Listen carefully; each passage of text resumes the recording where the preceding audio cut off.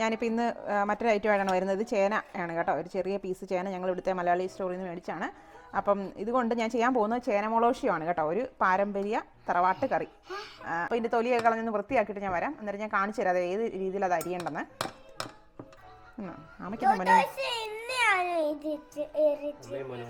എന്താണ് എന്താ ഇത്?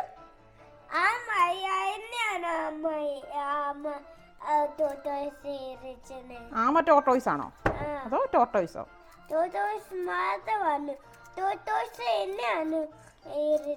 ഇത് ഏതായാലും ടോർട്ടോയ്സ് അല്ല, ഇത് ചേനയാട്ടോ. ഇതിന് ചേനയ്ക്ക് എന്നാ ഇംഗ്ലീഷ് പറയുന്ന അറിയാം മോന്? എന്നാ എലഫന്റ് ഫൂട്ട് യാം, എലഫന്റ് ഫൂട്ട് യാം എന്നൊക്കെയാ പറയുന്നത്. മോൻ ഇപ്പൊ പഠിക്കാറായിട്ടില്ല കേട്ടോ. എലഫന്റ് ഫൂട്ട് യാം നമുക്ക് വലുതായി കഴിഞ്ഞാൽ അത് പഠിക്കാവേ, ഇപ്പം പഠിച്ചണ്ട കേട്ടോ. അമ്മ ഇത് കഴുകിയിട്ട് വരാം കേട്ടോ. ഇനി നമ്മളിതിൻ്റെ തൊലി കളഞ്ഞു, ഒന്ന് കഴുകിയിട്ട് വന്നിട്ട് അരിയാം. ഞാൻ ഈ ചേനയുടെ തൊലിയൊക്കെ കളഞ്ഞു. ശരിക്കും പറഞ്ഞാൽ ചേന അരിഞ്ഞ് കഴിയുന്നവരെ നമ്മൾ കഴുകരുതെന്നാണ് പറയുന്നത് കേട്ടോ. പക്ഷേ ഞാനിതിപ്പോൾ കഴുകി, കാരണം നമുക്ക് ചേനയിൽ ഒരുപാട് ഗുണങ്ങൾ അടങ്ങിയിട്ടുള്ള ഒരു പച്ചക്കറിയാണ്.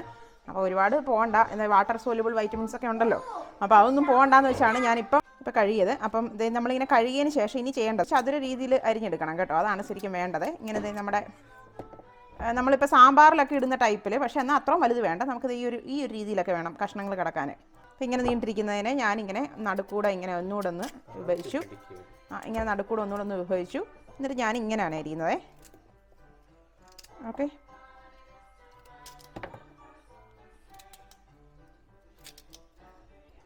ഇപ്പം ഞാനങ്ങനെ അതേ ചേന നമ്മൾ അരിഞ്ഞ് വെച്ചിരിക്കുകയാണ് കേട്ടോ. ഇതിങ്ങനെ ചെറിയ ചെറിയ ചതുരം പീസുകൾ സ്ക്വയർ ആയിട്ട് വെക്കുക കേട്ടോ. ഇങ്ങനെയാണ് നമ്മൾ ചെയ്യുന്നത്. ഇനിയിപ്പോൾ ഞാനിത് വേവിക്കാൻ പോവുകയാണേ. അപ്പോൾ ഞാൻ അതിൻ്റെ കൂട്ടൊക്കെ കാണിച്ചു തരാം. ഞാനങ്ങനെ നമ്മുടെ ചേന കുക്കറിലോട്ടിട്ട് വേവിക്കാൻ പോവാണ് കേട്ടോ. ആദ്യം കുക്കർ ചൂടായി, ഞാനിപ്പോൾ പതുക്കെ ചേന കഷ്ണങ്ങളിടുന്നു. കുറച്ച് വെള്ളം ഒഴിക്കുന്നു.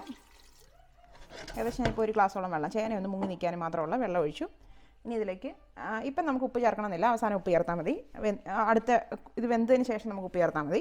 ഇനി അടുത്ത് നമുക്ക് ചേർക്കാനുള്ളത് ഒരു 1/4 സ്പൂൺ മഞ്ഞൾപ്പൊടി ഇട്ടു, ഒരു 1/2 ടേബിൾ സ്പൂണോളം മുളക് പൊടി ഇട്ടു. ഇനി കുറച്ച് കറിവേപ്പിലയാണ് ഇടുന്നത്. ഇതിന് ശേഷം നമ്മൾ നന്നായിട്ട് ഇളക്കിയിട്ട് ഇത് മൂടി വെച്ച് വേവിക്കുകയാണ്. ഒരു 2 വിസിൽ അടിച്ച് വേകുന്നവരെ ഞാനിത് വെക്കുകയാണ് അടുപ്പത്ത്. ഇവിടുത്തെ ഞങ്ങളുടെ ഫേവറേറ്റ്സ് കറികളിലൊന്നാണ് കേട്ടോ ഇത്. ശരിക്കും ചേന നമുക്കങ്ങനെ എന്താ പറയുന്നത്, ഇവിടെ എത്ര സൂപ്പർ മാർക്കറ്റുകളിലൊന്നും വാങ്ങാൻ കിട്ടില്ല. അപ്പം ഞങ്ങൾ മലയാളി ഷോപ്പുകളിലൊക്കെ പോകുമ്പം ചേന മേടിക്കാറുണ്ട്. അങ്ങനെ മേടിക്കുമ്പോൾ ചെയ്യുന്ന ഒരു മെയിൻ കറിയാണിത്. അങ്ങനെ ഞാനിത് വേവിക്കാൻ വെക്കുകയാണ് കേട്ടോ. ഒരു 2 വിസിലടിച്ച് കഴിഞ്ഞ ശേഷം നമുക്ക് തുറന്നു നോക്കാം. ഇപ്പോൾ ഈ ഒരു സമയത്ത് ഞാനിതിന് ചേർക്കാനുള്ള അരപ്പ് റെഡിയാക്കാം. അപ്പോൾ അതിന് വേണ്ടി ഞാനൊരു തേങ്ങ, എനിക്കിവിടെ ഞാനിതിങ്ങനെ കട്ട് ചെയ്ത് വെച്ചിട്ടുണ്ട്. എനിക്ക് ചിലവാനായിട്ടുള്ളൊരു സൗകര്യം ഇല്ലാത്തതുകൊണ്ടാണ് ഞാനിങ്ങനെ കട്ട് ചെയ്ത് വെച്ചത്. ഒരു അരമുറി തേങ്ങയുണ്ട്, ഇത് ചെറിയ മുറിയായിരുന്നു കേട്ടോ. എനിക്ക് ബാക്കി ചേർക്കാനുള്ളത് ഒരു 1/4 സ്പൂൺ മഞ്ഞൾപ്പൊടി, 1/4 ടീസ്പൂൺ, ഒരു 2 നുള്ള് ജീരകമേ ഇതിനകത്തോട്ട് ചേർക്കുന്നത്. പിന്നെ ഇതിനകത്ത് ഞാൻ ചേർക്കേണ്ടത്, നമുക്ക് ചുവന്നുള്ളി ഉണ്ടെങ്കിൽ ചുവന്നുള്ളി ചേർക്കാം. എനിക്കതില്ലാത്തതുകൊണ്ട് ഞാനിത് ഈ ഒരു അരമുറി സവോള ഒന്ന് കഷ്ണമാക്കി ചേർക്കുകയാണ്. എന്നിട്ട് ഇത് നമ്മൾ നന്നായിട്ടൊന്ന് അരച്ചെടുത്തിട്ട് വരട്ടെ.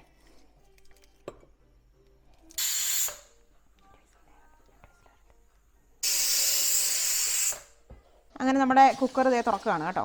ഇത് നന്നായിട്ട് നന്നായിട്ട് കിടക്കുകയാണ് കേട്ടോ നമ്മുടെ ചേന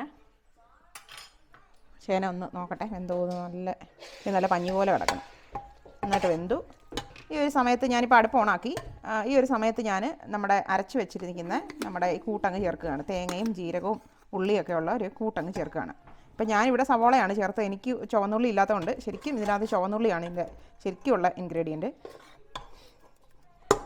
ഇപ്പോൾ കുറച്ച് വെള്ളവും കൂടെ ചേർത്ത് ഞാനിത് കലക്കി ഒഴിക്കുകയാണ്. അങ്ങനെ ഞാനിത് കലക്കി ഇതിനകത്ത് ഒഴിച്ചു കേട്ടോ, കഴുകി. ഇനിയിപ്പോൾ ഇതൊന്ന് തിളക്കട്ടെ, ഈ അരപ്പൊന്ന് തിളയ്ക്കണം. ഈ തിളയ്ക്കുന്ന ഒരു സമയത്ത് ഞാൻ ഒരു പച്ചമുളക് ഒന്ന് ഇടുകയാണേ. ശരിക്കും ഈ പച്ചമുളക് വേണമെങ്കിൽ ചേന വേവിക്കുന്ന സമയത്ത് ഇടാം. എനിക്ക് പക്ഷേ അന്നേരം ഇട്ട് കഴിഞ്ഞാൽ ഒരുപാട് ഇതിലെ മുളക് ഇറങ്ങും. ഇവിടെ കുഞ്ഞിനും കൂടെ കൊടുക്കേണ്ടതുകൊണ്ടാണ് ഞാനിപ്പോൾ ഇട്ടത്. എന്നാൽ പച്ചമുളകിൻ്റെ ഒരു രുചി കിട്ടുകയും വേണം, അതിനാണ് ഇട്ടത്. ഓക്കെ, അപ്പോൾ ഇപ്പോൾ തിളയ്ക്കുന്നുണ്ട്. ഈ ഒരു സമയത്ത് നമുക്ക് തീ കുറച്ച് വെക്കാം. എന്നിട്ട് നമ്മളിതിലേക്ക് ഒരു 2 or 3 സ്പൂൺസ് ഓഫ് നമ്മൾ തൈരാണ് ആഡ് ചെയ്യുന്നത്. ഞങ്ങളിവിടെ യോഗട്ടെന്ന് ചില പേരിട്ട് വിളിക്കുന്ന തൈരിനെ ഞാൻ ആഡ് ചെയ്യുകയാണ്. ഇപ്പോൾ ശരിക്കും പുളിയുള്ള നമ്മുടെ നാട്ടിലെ തൈരാണ് ആഡ് ചെയ്യേണ്ടത്. ഇപ്പോൾ ഞാനൊരു 4 സ്പൂണോളം ആഡ് ചെയ്തു. ഇത് ഇനി തിളയ്ക്കാൻ പാടില്ല. ഇതിനെയും നമ്മൾ മാറ്റിയിട്ട് ശരിക്കും ചുറ്റിച്ചെടുക്കണം. ഇത് ചെറിയൊരു തീയിലാണ് ഇരുന്ന് ചുറ്റേണ്ടത്. പക്ഷേ ഇത് എനിക്ക് നല്ല ചൂട് ഇവിടെ ഉള്ളതുകൊണ്ട് ഞാനിപ്പോൾ അവിടെ വെച്ച് കഴിഞ്ഞാൽ തിളച്ചു പോകും.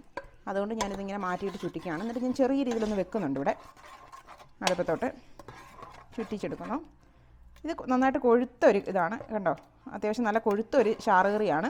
പക്ഷേ ഈ ഒരു ചാറുകറി മാത്രം മതി നമുക്ക് ചോറിനാൻ, നല്ല രുചിയാണ്. ഇനി ഇതിനകത്തേക്ക് നമ്മൾ കടുക് വറുത്തൊഴിക്കണം. അതാണ് അടുത്തൊരു പ്രോസസ്സിങ്. ഇതിപ്പോൾ നന്നായിട്ട് തിളച്ചു. ഇനി തിളയ്ക്കുമല്ല, നന്നായിട്ട് ചൂടായി. ഇത് തിളയ്ക്കാൻ പാടില്ല മോരൊഴിച്ചതിന് ശേഷം. ഇനി ഞാനിത് മാറ്റി വെക്കുകയാണ്. ഇനി നമ്മൾ അടുപ്പ് വെച്ചു. അങ്ങനെ നമ്മളിനി താളിക്കാനുള്ള പുറപ്പാടിലാണ് കേട്ടോ. നമ്മൾ എണ്ണ ഒഴിക്കുന്നു.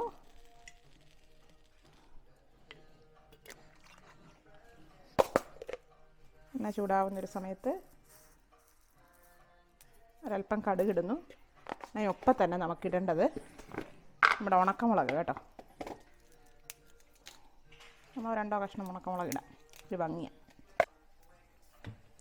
അങ്ങനെ ഉണക്കമുളകിൻ്റെ ശരിക്കും 2 വശവും നമ്മൾ തിരിച്ചിട്ട് വേണം ഉണക്കാൻ, ഇതാക്കാൻ കേട്ടോ. അതിൻ്റെ ഈ ഒരു നിറം വരണം ശരിക്കും. പിന്നെ നമ്മളിനി കുറച്ച് കറിവേപ്പില, എൻ്റെ കെട്ടിയവൻ്റെ അഭിപ്രായം മാനിച്ച് ഞാനൊന്ന് തുടച്ചിട്ടൊക്കെ എടുത്ത കറിവേപ്പില കേട്ടോ, കഴുകിയിട്ട്. ഇല്ലെങ്കിൽ ഇത് പൊട്ടുന്നതുകൊണ്ട് വീഡിയോ എടുക്കാൻ പറ്റുന്നില്ലെന്ന്. അങ്ങനെ നമ്മൾ താളിക്കാനുള്ളത് റെഡി ആയിട്ടുണ്ട്. ഇനി കരിഞ്ഞു പോകുന്നതിന് മുമ്പ് ഓഫ് ചെയ്തു ഇതിലേക്ക് ആഡ് ചെയ്തു. അങ്ങനെ നമ്മുടെ മുളക് റെഡി ആയിട്ടുണ്ട്. പക്ഷേ ഞാൻ ഇതുവരെ ഉപ്പ് ചേർത്തില്ലായിരുന്നു. അപ്പോൾ അതുകൊണ്ട് ഞാൻ ഉപ്പും കൂടെ ചേർത്ത് ഒന്ന് ഇളക്കി വെക്കുകയാണ്.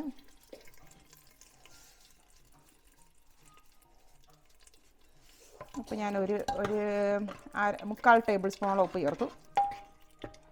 ഇപ്പം ഇളക്കിയതിന് ശേഷം ഞാനിപ്പോൾ ഒന്ന് അടച്ചു വെക്കുകയാണ് ഒരു 2 മിനിറ്റ്. ഈ കറിയുടെ ഒരു കൊടുക്കൽ വാങ്ങലുകളൊക്കെ ഒന്ന് നടക്കട്ടെ, അവർ നന്നായി ഒന്ന് യോജിക്കട്ടെ. അങ്ങനെ നമ്മളിത് നന്നായിട്ട് ഇളക്കി യോജിച്ചിട്ടുണ്ട്. നമ്മളിപ്പോൾ കറിയായിട്ടിരിക്കുകയാണ്. നമ്മളൊന്ന് ഉപ്പ് നോക്കുകയാണേ.